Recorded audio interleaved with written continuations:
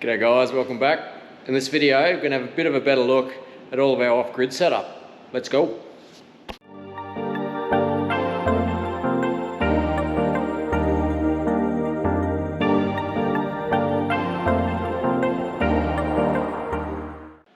Alright guys, so we've been in our house for 6 months, right through winter pretty much, the worst time to try and run an off-grid setup, and I've got to say it's ran really well. But now that we've been here for 6 months, we'll go into it a little bit and yeah, get a bit better of an idea of how it's worked for us and show you how it all works. So yeah, let's have a bit of a look.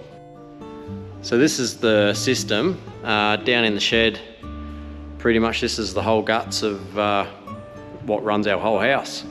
We had to run a trench all the way up to the house for the mains basically, but as far as the house is concerned, this is acting as your main supply from the street pretty much. So in this cabinet we've got our batteries.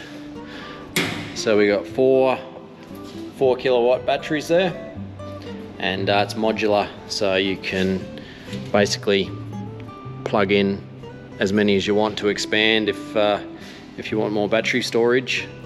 We get out of there, Vienna. We went with the 16 kilowatts hours to start with, and I have to say it's been running really well. So we haven't seen our battery power get below 50% pretty much hardly ever, and that was even in the middle of winter when there's not as much sun. So in this side, if I can open him up, there's all of our basic controls and the inverters and everything. They're all Victron, it's all good stuff, and all came, yeah, in a nice little cabinet, pretty tidy really. And the only other real components, Fronius inverter there from the solar panels on the roof. So you can sort of see from this little picture here, this is looking at our shed top down. We've got a bunch of different arrays of the solar panels, but all in all we've got 12 kilowatt hours of solar panels, and that's plenty enough to charge up our system. So you can, if I zoom in on our little controller here, you can also get this on your phone, so you can look at what your system's doing remotely. But at the moment we're nearly charged up, and it's only 7:45 in the morning, but the sun does rise pretty early in Esperance in summer. But you can see where this one here, these solar panels run direct to the battery, and it's wired up a little bit. Some panels go sort of through the inverter and some are direct to the battery, but as you can see on here, we're charging at nearly 6 kilowatts. And yeah, this is our house load. So the house is using 0.5 kilowatt at the moment. That could be the hot water system started up or something. We've got that on a timer, but we'll go into the house in a minute and have a bit more of a look what we're running. But as you can see, it sort of gives you a little bit of a moving diagram of where all the power's headed. And night time, these will shut down to 0, and then the power will start heading back out and then into the house. But pretty much from 8 o'clock onwards in the morning, the house just runs directly off solar, and we have so much solar left over just sitting idle, which is really good. But yeah, all in all, it's a pretty tight little cabinet. Pretty happy with it. And got just a little sub switchboard here.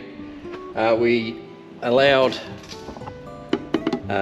option for a generator changeover.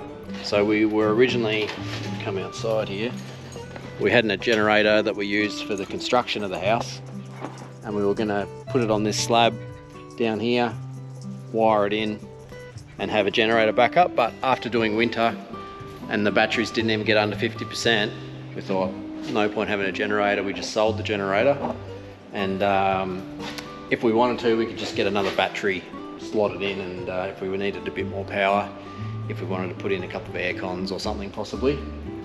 But yeah, it doesn't take up much room. You could put that in your house probably if you wanted to. but it works out better in the shed. Solar panels are all on the shed roof, all the guts of it's in the shed, and then the house, you wouldn't even know in the house, you would think you're just connected to mains power. So yeah, it's a really good system, but go into the house and I'll show you sort of what we're running in the house and what the main loads are and draw of the batteries.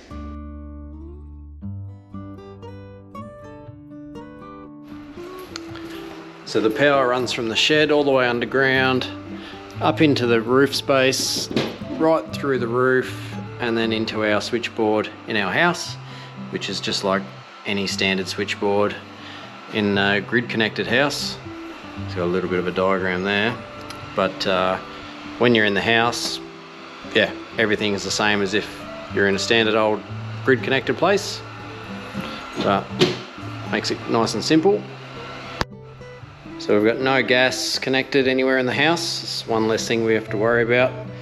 Our oven is electric, cooktop is induction. Never had an induction cooktop before, but it works really well. Really happy with that. So that's the main draw in the kitchen besides kettle and coffee machine and stuff.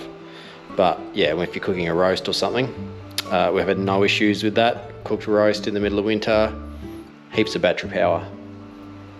So we've got no air conditioning in the house. The house doesn't need it. It's designed to be a solar passive house, so get nice breezes and everything's double glazed and actually stays nice and cool even if it's really hot.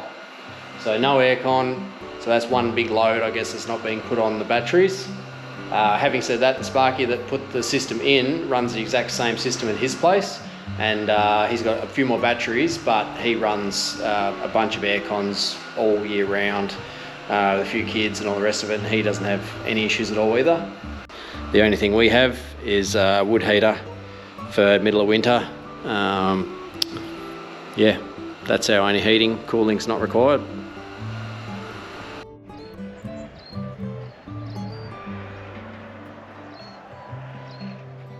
So that's pretty much the rundown on our off-grid stuff. As I said, it's worked faultlessly.